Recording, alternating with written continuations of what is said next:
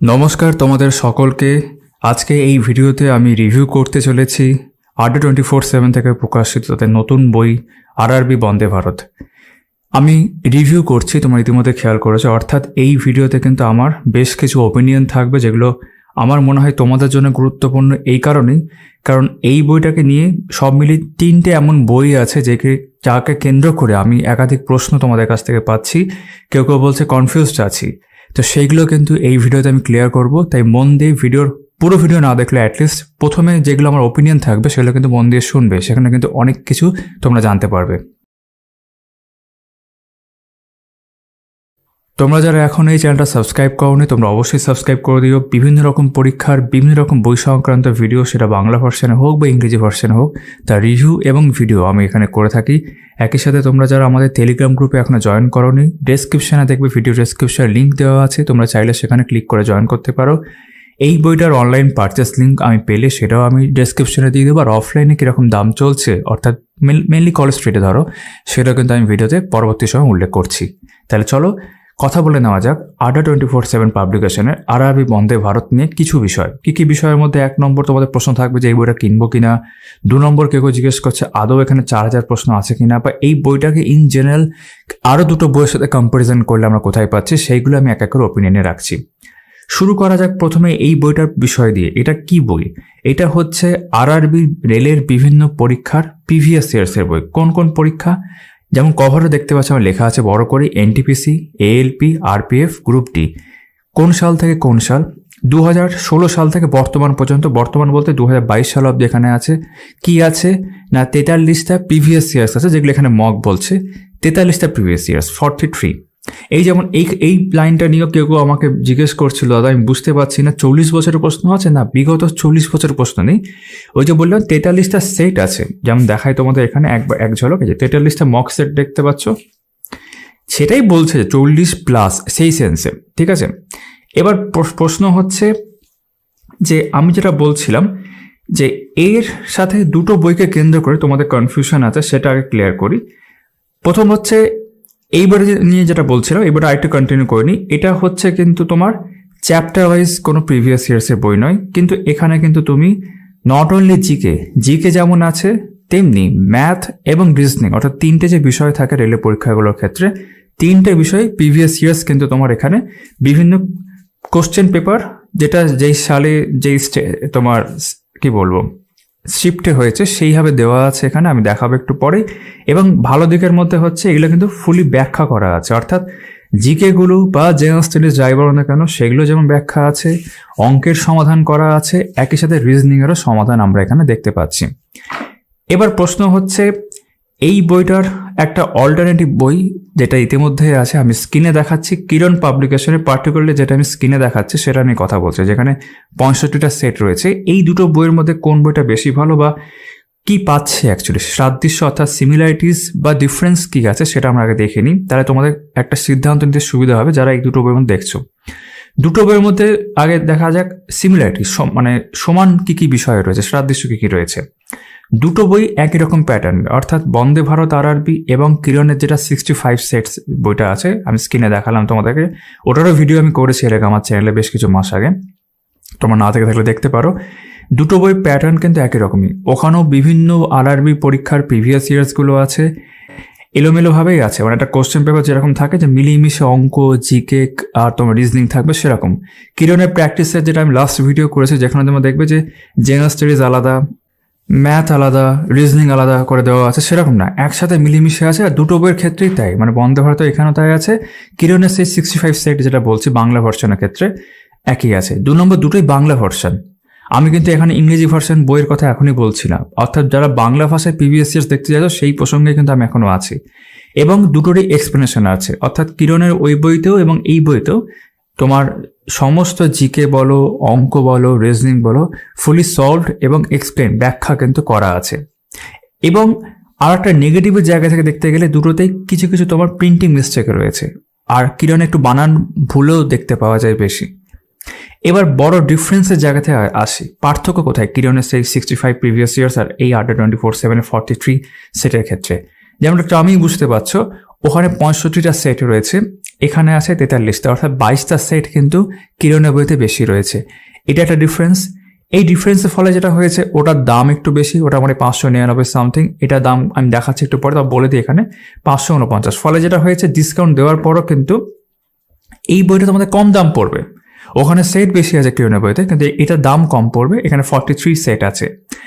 আর একটা বড় ডিফারেন্স যেটা আমার চোখে পড়েছে, সেটা বড় ডিফারেন্স অ্যাকচুয়ালি দেখতে গেলে, যেটা আমার মনে হয় না অন্য কোনো ইউটিউব চ্যানেল এখন যদি আমাদের বলে থেকেছে, যদি না বলে থাকে আমি বলে দিচ্ছি, সেটা হচ্ছে এই যে বইতে আরআরবি বন্দে ভারতে অঙ্কের যে সমাধানগুলো আমি দেখলাম, সেটা খুব স্ট্যান্ডার্ড লেভেলের করা আছে। কেন এই কথা বলছি, কিরণের সমাধানগুলো যেগুলো আমি দেখি সেগুলো ঠিকঠাক, মানে ভালো সমাধান, কিন্তু বেশিরভাগ ক্ষেত্রেই XY যেটা ট্র্যাডিশনাল মেথড সেইভাবেই করা থাকে।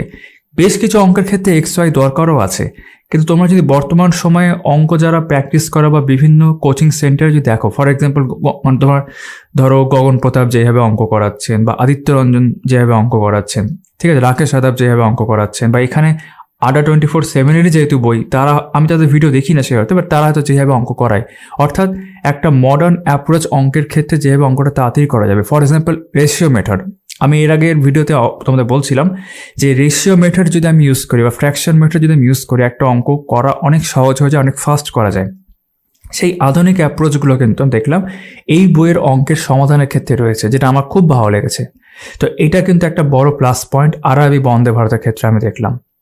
তো দুটো বইয়েরই আমি বিষয়বস্তু তোমাদের বলে দিলাম, দুটোর মধ্যে যে কোনো একটা তোমরা নিতে পারো, তবে এর ব্যাখ্যাগুলো আরেকটু বেটার আমার মনে হয়েছে, অর্থাৎ আরআরবি বন্দে ভারতের ক্ষেত্রে। কিন্তু বাকি কিরণও কিন্তু খারাপ নয়, অর্থাৎ কিরণের বইটা কারোর কাছে যদি থেকে থাকে যার 65 সেটস প্রিভিয়াস ইয়ার্স, কোনো প্রশ্নই হয় না বন্দে ভারত আবার নেওয়ার। আর যদি কেউ নতুন করে নিবে ভাবছে দুটো বইয়ের মধ্যে একটা, তাহলে আমি বিষয়গুলো বলে দিলাম, ওখানে সেট বেশি আছে, এখানে সেট কম আছে, কিন্তু এটার দাম কম পড়বে ওটার তুলনায়। এবং আরও যে বিভিন্ন বিষয়, ফর এক্সাম্পল অঙ্কের যে বিষয়টা বললাম সমাধানের ক্ষেত্রে, এইগুলো সব মাথায় রেখে তোমরা সিদ্ধান্ত নেবে। আমি কিন্তু আমার কাজটা করলাম। এবার এখানে আর একটা পয়েন্ট আছে, আরও একটি বই নিয়েও তোমরা জিজ্ঞাসা করছো, লীলা রায়ের বইটা কি নেবো না এই বইটা নেবো। তোমাদের বুঝতে হবে, লীলা রায়ের যে ভিডিওটা আমি করেছি, মানে 4-5 দিন হয়ে গেল, লীলা রায় আরআরবি প্রিভিয়াস ইয়ার্সের সেকেন্ড রিভাইজড এডিশনের যে ভিডিওটা আমি করলাম, তোমরা না দেখে থাকলে দেখতে পাবে, আমি থাম্বনেলটাও দেখিয়ে দিচ্ছি, বইটাও দেখিয়ে দিচ্ছি অ্যাকচুয়ালি। সেই বইটা কিন্তু প্রিভিয়াস ইয়ার্স চ্যাপ্টার ওয়াইজের বই, এবং মেইনলি জিকে জিএস এর জন্য বই। ওখানে কিন্তু তুমি কিন্তু অঙ্ক পাবে না, ওখানে কিন্তু তুমি রিজনিং পাবে না, মন দিয়ে কিন্তু এটা মাথায় রাখবে। জিকে আর তোমার বা জেনারেল অ্যাওয়ারনেস যাই বলো, সেটা যদি তোমার প্রেফারেন্স হয় যে আমি সেটার উপর চ্যাপ্টার ওয়াইজ, আবার বলছি চ্যাপ্টার ওয়াইজ মানে ব্যাখ্যা সহ বাকি সমস্যা যা আছে আমি সেগুলো সব ভিডিওতে এর আগে রিভিউ করেছিলাম সেই বইটার, সেখানেও বলেছি, এই নতুন যে ভিডিওটা সেখানেও বলেছি। যদি তুমি চ্যাপ্টার ওয়াইজ জিকে বা জিএস এ বই চাও, ঠিক আছে, প্রিভিয়াস ইয়ার্সের রেলে আরআরবি বিভিন্ন পরীক্ষা, তাহলেই একমাত্র তুমি লীলা রায়ের বইটা দেখবে, যেটা আমি তোমার স্ক্রিনে থাম্বনেল দেখালাম এবং কদিন আগে আমি ভিডিও করেছি চ্যানেলে। না হলে তুমি যদি সমস্ত কিছু চাও, ধরো আমার জিকে এবং ম্যাথ এবং রিজনিং তিনটেরই প্রিভিয়াস ইয়ার্স চাই, সমাধান চাই, তাহলে তোমাকে হয় বন্দে ভারতে এটা দেখতে হয় ভালোর মধ্যে, অথবা কিরণের বইটা দেখতে পারো, যেগুলো আমি দেখেছি ভালোর মধ্যে। এখানে তুমি চ্যাপ্টার ওয়াইজ ভাবে পাবে না, কিন্তু এগুলো ব্যাখ্যা সহকারে আছে, আর বাকি তো আমি ইতিমধ্যে উল্লেখ করলাম কোন বিষয়গুলো। এবার লাস্ট যে পয়েন্ট এখানে উল্লেখ করা, সেটা হচ্ছে যদি তোমার প্রেফারেন্স বাংলা ভার্সন না হয়, এটাও একটা কয়েকজনের কমেন্টে দেখছিলাম, যদি মনে করো যে না আমার মানে ল্যাঙ্গুয়েজটা মিটার করছে না, আমি ইংরেজি ভার্সনও প্রেফার করতে পারি, তাহলে ইংরেজি ভার্সনে তোমার কিন্তু আরও ভালো বই তুলনামূলকভাবে রয়েছে। যেমন ফর এক্সাম্পল যদি আমি সাবজেক্ট আলাদা আলাদা করে ভাবতে চাই, তাহলে YCT অর্থাৎ ইউথ কম্পিটিশন টাইমস, ওদের যে বইগুলো আছে আমি অনেক আগে ভিডিও করেছি, ওদের প্রত্যেকটা ইন্ডিভিজুয়াল বই হয়, অর্থাৎ জিকের আলাদা আরআরবি বই আছে প্রিভিয়াস ইয়ার্স, ম্যাথের আলাদা আছে, রিজনিং আলাদা আছে, সেইগুলো ইন্ডিভিজুয়ালভাবে কিন্তু খুব ভালো বই, কিন্তু ইন্ডিভিজুয়ালভাবে তুমি কিনতেও পারো, সবগুলো একটা সেট কিনতে পারো। ইংরেজি ভার্সনের ক্ষেত্রে খুব ভালো হতে পারে। একই জিনিস পিনাকেলের তুমি যদি দেখো, পিনাকেলের ক্ষেত্রে কিন্তু সেই বিষয়টা ফলো হয়েছে, পিনাকেলের ক্ষেত্রে খুব ভালো বই, সেগুলো তোমরা দেখতে পারো। তারপরে তোমার কিরণেরও কিন্তু ওরকম আলাদা আলাদা বই আছে, কিরণের ক্ষেত্রেও দেখতে পারো। ইনফ্যাক্ট জিকে এবং সায়েন্সের উপরও কিন্তু কিরণে আলাদা বই আছে ইংরেজি ভার্সনে, আমি ভিডিও করেছিলাম। তো ইংরেজি ভার্সনে কিন্তু তোমাদের কাছে অনেক অপশন আছে, ঠিক আছে। তুমি যদি শুধু অনলাইনার দেখতে চাও প্রিভিয়াস ইয়ার্সে, তাহলে ব্ল্যাক বুক নীতিশ ঘোষের রেলওয়ে অনলাইনার আছে, এরকম আর কি, ঠিক আছে। বাট বাংলা ভার্সনে তোমার কাছে কিন্তু এইগুলোই অপশন, যেগুলো আমি ভিডিওতে ইতিমধ্যে আমার এই তোমার ওপিনিয়ন সেকশনে কিন্তু উল্লেখ করলাম। যদি মনে হয় ভালো করে শোনা হয়নি, আবার মন দিয়ে শুনবে, তোমাদের কাছে কিন্তু অনেকগুলো ইনফরমেশন চলে যাবে, যেগুলো তোমাদের প্রশ্ন থাকে কমেন্ট সেকশনে তোমরা পরে জিজ্ঞাসা করো, ঠিক আছে। এবার আমরা এই বইটার দাম প্রসঙ্গে দেখে নিই। তো যেমনটা বলছিলাম, এটার দাম করা হয়েছে তোমার 549। এখানে তোমরা দেখতে পাচ্ছ। তো যদি আমার এই কথাগুলো শোনার পর এবং এই ভিডিওর পরবর্তী অংশগুলো দেখার পর তোমার মনে হয় যে এই বইটা তুমি সংগ্রহ করতে চাও, তাহলে তুমি যে কোনো জায়গা থেকে সংগ্রহ করতে পারো। আমি অনলাইন পারচেস লিঙ্ক পেলে, তো যেমনটা বলেছিলাম ভিডিওর শুরুতে, আমি ডেসক্রিপশনে দিয়ে দেবো। আর যদি তুমি মনে করো কলেজ স্ট্রিট থেকে সংগ্রহ করবে, তাহলে আমি যেখান থেকে বই নিয়ে আসি, national book centre stall number 51 তারকদার দোকান, সেখানে দেখতে পারো। সেখানে এই বইটা পড়বে 300 টাকা, 300। এছাড়াও তোমার পছন্দের যে কোনো জায়গা থেকে তুমি চাইলে সংগ্রহ করতে পারো। বেশ, এবার এই বইটা নিয়ে আমরা ডিটেলে কন্টেন্টে আসবো। তবে একটা বিষয় উল্লেখ করার আছে, সেটা যে এই যে 4000 প্রশ্ন এখানে আছে কিনা।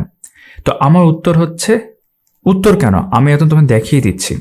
আগে কন্টেন্টে এক ঝলক দেখিয়ে দিই, পরে আমি ভালো করে দেখাচ্ছি। এই যে এখানে কিন্তু 2016 সাল থেকে বিভিন্ন মক ধরে ধরে, যেমন 1, 2, 3, 4 করে আপ টু 43 অব্দি আছে।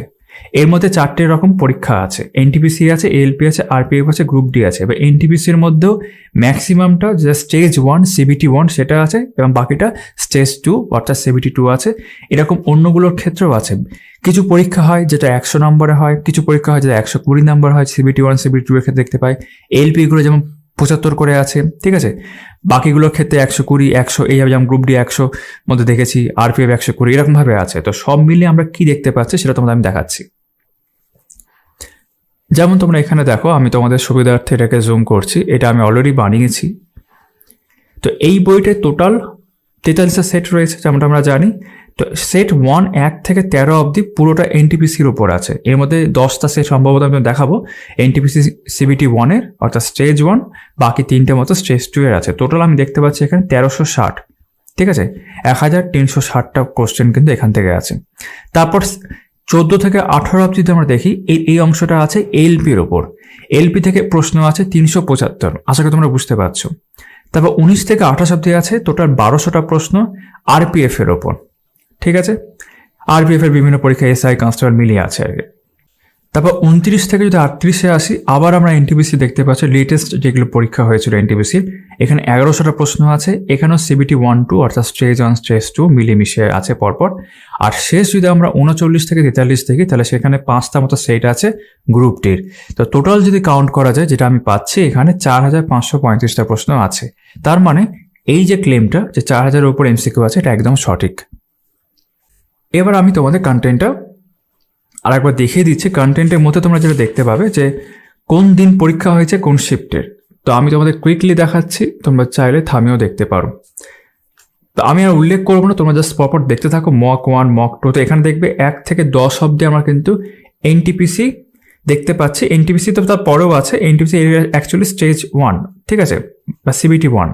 তারপর 11, 12, 13 হচ্ছে যে লেখাও আছে স্টেজ 2, পাশে কিন্তু কোন সালে পরীক্ষা হয়েছে কোন শিফটে সেগুলো মানে ডেট উল্লেখ করা, সেগুলো উল্লেখ করা আছে। তারপর 14 থেকে একেবারে যদি আমরা চলে যাই 18 অব্দি, যেমনটা তোমরা আমি দেখাচ্ছিলাম, ঠিক আছে, এগুলো কিন্তু এএলপির মধ্যে পড়ছে, ঠিক আছে। তারপর এইদিকে 19 থেকে তোমরা দেখতে পাবে আরপিএফ শুরু হয়েছে। আরপিএফ এর মধ্যে প্রথম থেকে এসআই এর প্রশ্ন আছে। তারপর কিছু আমরা কনস্টেবলের প্রশ্ন দেখতে পাবো যদি আমরা এই পাতায় আসি, ঠিক আছে। একদম তোমার 28 অব্দি আরপিএফ কনস্টেবল টোটাল কন্টিনিউ হলো। তারপর আবার যেমনটা বলছিলাম, আবার কিন্তু 29 থেকে এনটিপিসি শুরু হয়েছে এবং প্রথমে সিবিটি 1 ভালো করে লেখা আছে। সিবিটি 1 যদি দেখি 33 অব্দি রয়েছে, এবং তারপর 34 থেকে সিবিটি 2 এর একদম যদি চলে আসি 38 অব্দি বেশ কিছু প্রশ্ন আছে। বাকি তোমাদের ইতিমধ্যে আমি দেখিয়ে দিয়েছি কোন অংশতে কতগুলো রয়েছে। আর লাস্ট যেটা 5টা প্রশ্ন আমরা গ্রুপ ডি দেখতে পাচ্ছি, সেটা দিয়ে কিন্তু এই বইয়ের মূল কন্টেন্ট বিষয়বস্তু শেষ হচ্ছে। এবার আমরা কয়েকটা বিষয় উল্লেখ করে নিই যেটা উল্লেখ করার প্রয়োজন রয়েছে। প্রথম হচ্ছে এই বইয়ের পেজ কোয়ালিটি ঠিকঠাকই আছে। যদি প্রিন্টের কথা বলি, প্রিন্ট ছোট আছে, 2-1টা জায়গায় অদ্ভুতভাবে বড়ও হয়ে যাচ্ছে কখনো কখনো প্রিন্ট, বাট ওভারঅল সমস্যার কোনো বিষয় নেই, এটা আমি লক্ষ্য করেছি। যেটা আমি কিরণের সঙ্গে কম্পারিজন করার সময় বলছিলাম যে 2-1টা জায়গায় এরকম দেখতে পেলাম যে একটু প্রিন্টিংয়ের সমস্যা হয়েছে, যেটা সব বইতে থাকে, সেটা আমি একটু সংক্ষেপে উল্লেখ করে দিই, তারপর আমরা পরবর্তী অংশ দেখছি। যেমন এই সেটের ক্ষেত্রে যদি আমরা প্রথম সেটের কথাই বলছি, আর প্রথম প্রশ্ন যেটা ছিল 2016 সালে, যদি আমরা 42 নম্বর প্রশ্নটাই দেখি, ঠিক আছে, তাহলে এখানে তোমরা দেখতে পাবে যে সাদা মরুভূমি কোথায় অবস্থিত। এখানে 3টে অপশন আছে, গ্রুপ মানে 2 নম্বর অপশনটা মিসিং আছে।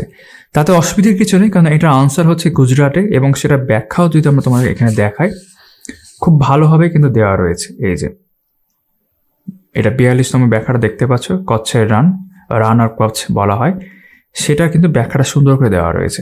এটা একটা বিষয়। আবার ধরো যদি আরবি এএলপি স্টেজ 1 যেটা মক 17 সেখানে যদি আমরা দেখি, তো কোশ্চেন নাম্বার 27 যেটা দেখছিলাম, সেখানে যদি আমরা চলে আসি, তোমাদের প্রশ্নটা আমি দেখাই একবার প্রথমে, তাহলে দেখতে হবে রক্তের কোন উপাদানটি খাদ্য, CO2 এবং নাইট্রোজেন জাতীয় বর্জ্য, নাইট্রোজেনাস ওয়েস্ট বলা হয়, পদার্থ পরিবহন করে। এর অ্যাকচুয়াল আনসার তোমরা জানবে, আমি বলে দিই আনসারটা, প্লাজমা বা রক্তরস। যদি আমরা এই আনসারে দেখি, তাহলে এখানে আমরা দেখতে পাচ্ছি 27 নম্বরে যদি আমরা যাই, ঠিক আছে, আনসার নেওয়া হয়েছে কিন্তু বি, ঠিক আছে, যেটা অ্যাকচুয়ালি ভুল। কিন্তু তুমি যদি ব্যাখ্যাটা দেখো, এখানে দাঁড়াও, যদি ব্যাখ্যাটা তুমি দেখো, ব্যাখ্যায় কিন্তু রক্তরসের কথাই বলা আছে, অর্থাৎ এটা একটা প্রিন্টিং মিস্টেক, ঠিক আছে। বাকি আনসার কিন্তু ব্যাখ্যাটা সঠিকই রয়েছে। এটা একটা গেল। এই সেটের মধ্যেই আরও একটা বিষয় নিয়ে আমি উল্লেখ করব, সেটা হচ্ছে 61 নম্বর প্রশ্নটা। এই প্রশ্নটাও ভুল নেই, এর উত্তরও ভুল নেই, কিন্তু এটা একটু উল্লেখ করার প্রয়োজন রয়েছে। যেমন কত সালে ভারতের রাজধানী কলকাতা থেকে দিল্লিতে স্থানান্তরিত হয়? তোমরা অনেকেই আনসারটা বলবে 1911, এবং তোমরা ভুল বলবে না। ইনফ্যাক্ট এই বইয়ের যদি আমরা ব্যাখ্যাতে চলে আসি, এই যে এখানেও আমরা কিন্তু ব্যাখ্যাটা 1911 নিয়ে বেশ ভালো করে অনেকটা দেখতে পাচ্ছি। কিন্তু এটা একটা কন্ট্রোভার্সিয়াল প্রশ্ন এই জন্যই, কারণ অনেক বইতে তোমরা পাবে যে 1911-তে যখন পঞ্চম জর্জ, ঠিক আছে, জর্জ 5 তার যখন ধরো দিল্লি দরবারে এসেছিলেন, সেই সময় এটা স্বাক্ষরিত হয়েছিল যে হ্যাঁ তোমার আমাদের ক্যাপিটাল কলকাতা থেকে দিল্লিতে স্থানান্তরিত হবে, বাট অ্যাকচুয়ালি হয়েছিল 1912 সালে। তো অনেক ক্ষেত্রে কিন্তু 1912 সালেও আনসার নেওয়া যেতে পারে, যদিও বেটার সেফ 11ই নেওয়া, এটা জাস্ট আমি উল্লেখ করে দিলাম। এবার যদি সেট অনে আমরা একদম শুরুতে চলে আসি, আবারও একটা প্রশ্ন আমি তোমাদের দেখাই এখানে, যেমন 4 নম্বর এক প্রশ্নটা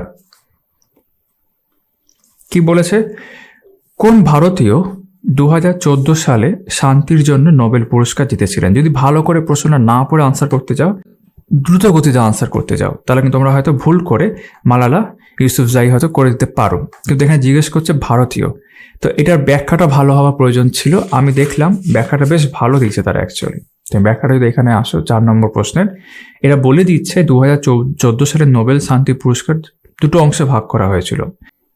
কৈলাস সত্যার্থী, যিনি ভারত থেকে শান্তি পুরস্কার পেয়েছিলেন, আর মালালাও পেয়েছিলেন একই সাথে, তোমার দুটো সেকশন এখানে ছিল। ভালো করে এটা একটা সুন্দর ব্যাখ্যা করা আছে। আর বাকি তোমাকে যেমন বললাম, আমি দেখাবো তোমাদেরকে আরো বেশ কিছু প্রশ্ন এক এক করে। তো অঙ্কের সমাধান কিন্তু এই বইতে আমার বেশ ভালো লেগেছে। তো ধরো র্যান্ডম ভাবে একটা সেট দেখা যাক। ধরো মক টেস্ট 29 NTPC 71, এটা তোমার শিফট 1 ডিসেম্বর 30, 2020। কি ধরনের প্রশ্ন রয়েছে?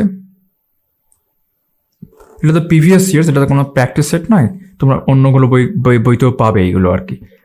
যেমন প্রথম একটা অঙ্ক দেখতে পাচ্ছি, ভারতে নির্মিত, এটা হচ্ছে তোমার work and time and work যেটাকে বলা হয়, ঠিক আছে, সেই বিষয়ের অঙ্ক। ভারতে নির্মিত প্রথম পারমাণবিক রিঅ্যাক্টর কোনটি? তোমরা জানবে এটা, ঠিক আছে, বলে দিই অফসারা। আচ্ছা, 3 নম্বর আছে, এটাও একটা অঙ্ক দেখতে পাচ্ছি।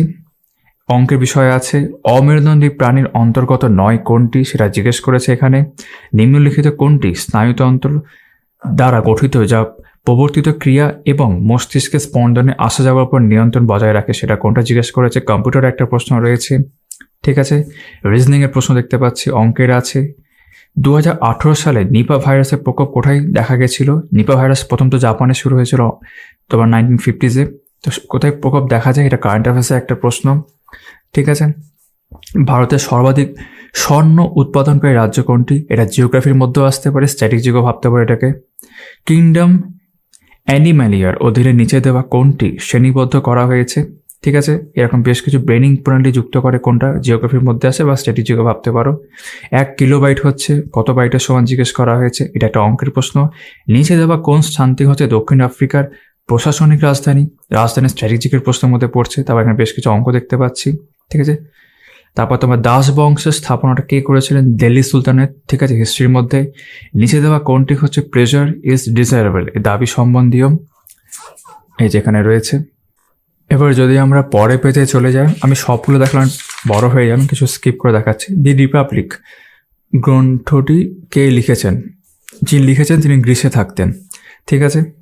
তারপর পুরুষোত্তম এবং অঞ্জিকা, এটা অঙ্কের মধ্যে আছে, দূরত্বের, ঠিক আছে। রিজনিং মোস্ট প্রবাবলি, নাকি না, অঙ্কেরই আছে এটা, বেশ। তারপর তোমার নিচে দেওয়া সমীকরণে কোন সংখ্যাটি যোগ করলে যোগফল অঙ্কের মধ্যে পড়ছে? 2022 সালে কমনওয়েলথ গেমস কোথায় অনুষ্ঠিত হবে? এটা সেই সময় রেসপেক্টে এখন হয়ে গেছে, ঠিক আছে। ক্ষুদ্রতম কোন সংখ্যার কথা জিজ্ঞেস করা হয়েছে? এটা অঙ্কের মধ্যে আছে। নেটওয়ার্কিং ব্যবস্থায় ডিএইচসিপি পুরো কথাটি কি এখানে জিজ্ঞেস করেছে, ঠিক আছে। তা ভারতের বৃহত্তম রেল ও সড়ক সেতু যা যুক্ত করে আসামকে অরুণাচল প্রদেশের সঙ্গে, তার নাম জিজ্ঞেস করা আছে। জিওগ্রাফি বা স্ট্র্যাটেজিকের মধ্যে আসবে, ঠিক আছে। এটা রিজনিংয়ের মধ্যে পড়ছে। ব্লাড রিলেশন সংক্রান্ত, এটাও রিজনিংয়ের মধ্যে আছে। এটা অঙ্কের লাভ ক্ষতির অঙ্ক দেখা যাচ্ছে। এটা গ্রিনিস ওয়ার্ল্ড বুক অফ রেকর্ডসে নিম্নলিখিত কোন কল্যাণমূলক প্রকল্পের সফলতাকে স্বীকৃতি প্রদান করা হয়েছে, ঠিক আছে। এখানে প্রধানমন্ত্রী মানে সেন্ট্রালের 4টি স্কিম আছে, সেই স্কিমের মধ্যে কোনটার ক্ষেত্রে এটা প্রযোজ্য সেটা জিজ্ঞেস করছে। নিচে দেওয়া কোনটি জম্মু ও কাশ্মীরে অবস্থিত জিজ্ঞেস করা হয়েছে? ন্যাশনাল পার্কস জিওগ্রাফির মধ্যে পড়ছে বা এনভায়রনমেন্টের মধ্যে ধরতে পারো, ঠিক আছে। নিম্নলিখিত কোনটি এক অ্যাবায়োটিক উপাদান নয়? বেশ। নিচে দেওয়া কোনটি এক প্রাচীন বৌদ্ধ পুঁথি? এটা তুমি স্ট্র্যাটেজিকে বা হিস্ট্রির মধ্যে বা আর্ট অ্যান্ড কালচারের মধ্যে ধরতে পারো, ঠিক আছে। এই দুটো প্রশ্ন আমি দেখাবো, এই মানে ফন্টটা কত বড় হয়ে গেল হঠাৎ করে এই দুটোর ক্ষেত্রে, 43 আর 44 ক্ষেত্রে, ঠিক আছে, এটা কথাই বলছিলাম। তবে এইদিকে অঙ্ক কিছু রয়েছে। কোন বছরে ভারতে রাষ্ট্রায়ত্ত ক্ষেত্রের শিল্পগুলিতে বিলগ্নীকরণ শুরু হয়েছিল? এটা তুমি ইকোনমির ক্ষেত্রে ধরতে পারো, অথবা তুমি এটাকে স্ট্র্যাটেজিকের মধ্যে ধরতে পারো। তো এরকম বিভিন্ন প্রশ্ন আছে, দেখতেই পাচ্ছ মোটামুটি, ঠিক আছে। নিচে দেওয়া কোনটি ভারতের কেন্দ্র রাজ্য সম্পর্কের সঙ্গে সম্বন্ধিত নয়? এই যে কমিশন, এটা পলিটির মধ্যে বেসিক্যালি আসছে, ঠিক আছে। তারপর যদি কোনো সংখ্যার সঙ্গে শতাংশ অন্তর অঙ্কের মধ্যে আছে। নিচে দেওয়া কোন রাজ্যে বিধান পরিষদ নেই? এটা পলিটির মধ্যে আসছে এই প্রশ্নটা, ঠিক আছে। তো এরকম বিভিন্ন প্রশ্ন আছে। এটা যেমন সাথী প্রকল্প নিম্নলিখিত কোন ক্ষেত্রের সঙ্গে সম্বন্ধিত? কারেন্ট অ্যাফেয়ার্স এবং স্ট্র্যাটেজিকের মধ্যে আসছে, ঠিক আছে। আমি তোমাদের এবার একটু ব্যাখ্যা বা সমাধানগুলো একটু ওপর দেখিয়ে দেওয়ার চেষ্টা করি। এখানে দেখতেই পাচ্ছ রিজনিংয়ের বেশ কিছু বিষয় ছিল। তোমার নন ভার্বাল রিজনিংও এখানে প্রশ্ন জিজ্ঞেস করা হয়েছিল। এবার যদি সলিউশনের ক্ষেত্রে আসি, তো সলিউশনের ক্ষেত্রে দেখতে পাচ্ছি প্রথমটা অঙ্ক ছিল, তো এখানে অঙ্ক আছে।